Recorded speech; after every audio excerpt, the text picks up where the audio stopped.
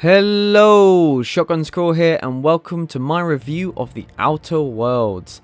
I'll start this by preferencing that I played the Xbox One X version, and I haven't played any of the DLC. So getting straight in, The Outer Worlds is a sci-fi action RPG developed by Obsidian Entertainment. It's their first game since they were acquired by Microsoft and absorbed into their Microsoft Studios division. You play in first person and you complete quests by either shooting things, talking to people, or talking to people and then shooting things. Which brings me on quite nicely to the gameplay. So, as mentioned, The Outer Worlds is an action role-playing game. This means that you'll be spending your time doing one of really four things. Fighting, talking, walking, or navigating menus. And good lord, will you spend a lot of time in menus. In typical RPG fashion, you can wander the world picking up items. Items have weight, and eventually they will slow you down, making walking really just unplayably slow. So you either need to drop the stuff, break it down, or head to some hub zone to sell it to a merchant. Regardless of whether they need your crap, or even have the money to purchase it, they will happily buy it from you and wave you off as they think of some way to explain to their partners why the bar's storeroom is full of blood-stained hockey sticks.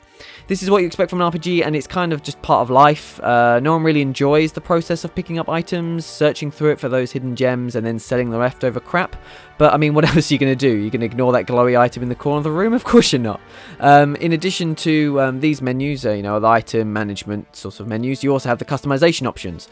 I won't go into these in length, but you can customize your strengths and weaknesses, customize your stats, customize your perks, customize your weapon and armor loadout, customize your weapons and armors through tinkering, customize your weapons and armors through modifications, customize your choice of party member, customize their perks, customize their weapons and armor loadout, customize their weapons and armors through tinkering, customize their weapons and armors through modifications, and finally, you can temporarily customize your stats with the ungodly number of consumables in this game. Like, seriously, it's got so many different things you can put in your mouth.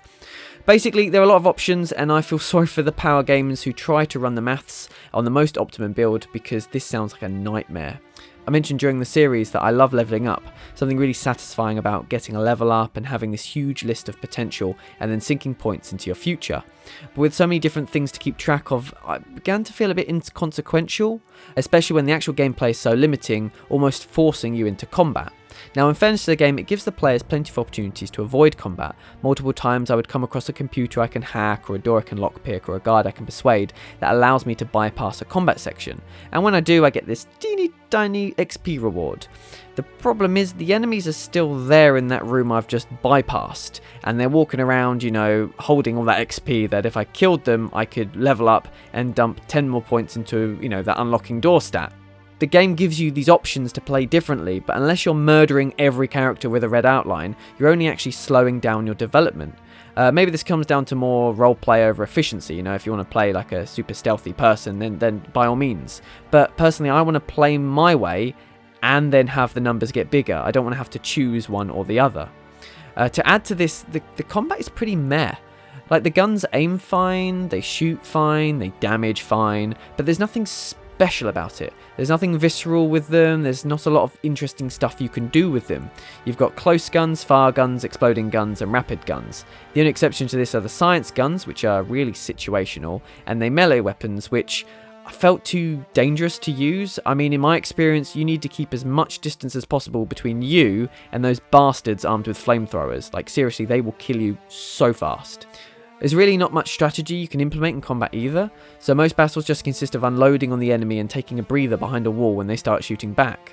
By breather, I mean both metaphorically and literally, as your main source of health regeneration is an inhaler, which gives this interesting impression that the saviour of Halcyon is constantly fighting off panic attacks. Unfortunately, the combat is the backbone of the game, so for me, at best, it felt like a way to test weapons and farm experience, and at worst, just a delay to slow down my progress through the story. And with that perfect segue, we'll seamlessly transition into talking about the story. Now, I've spoken a lot about the game without actually touching on the plot of The Outer Worlds, and so here is the non-spoiler summary.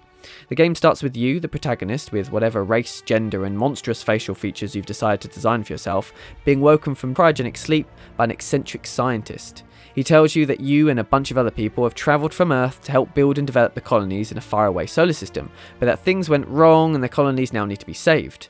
You then proceed to spend the rest of the game bumbling around the system, learning about what happens if corporations, who are only focused on profit and with no interest in human life, were to control the government. So basically America in another 5 years. The game obviously takes this to an absurd degree, punishing people with incredibly harsh sentences for the most benign of crimes, but that's kind of the point. It's like an overt political commentary, creating like an absurdist world for you to laugh at. Many comedy shows or movies have what is referred to as the only sane man. It's a character within a group or a story who sees the absurdity of the situation while everyone else doesn't.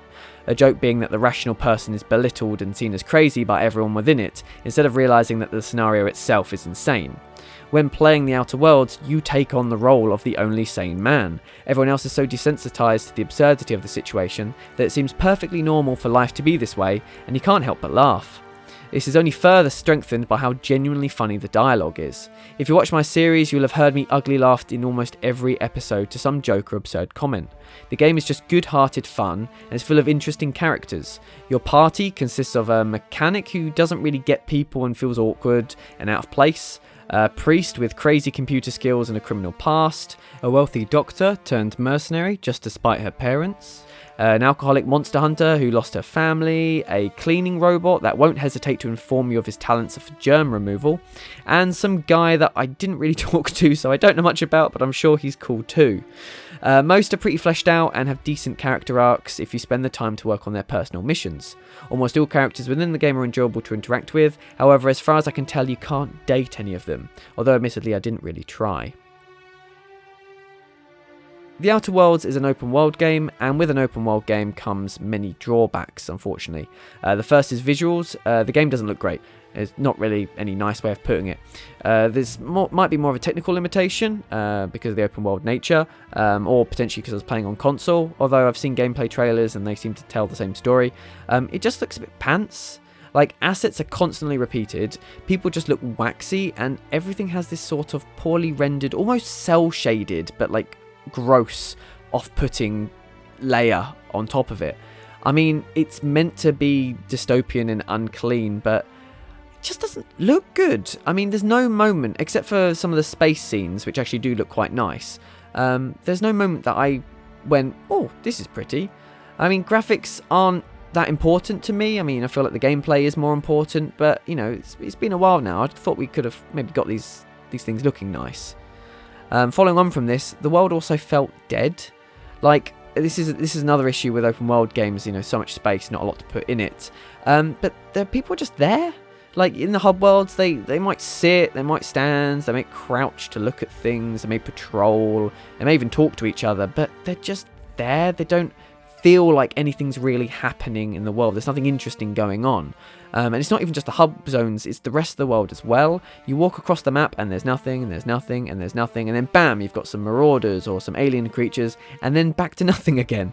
And speaking of creatures, there's only like 4 alien creatures in the whole game. There's like this different sized gorilla creatures, you got different sized lion creatures, you got a full family of this lizard mantis hybrid thing, like all the different stages of their like development, and then you get some rats, which they're called sprats, so space rats, I'm guessing, is where that came from. That's it.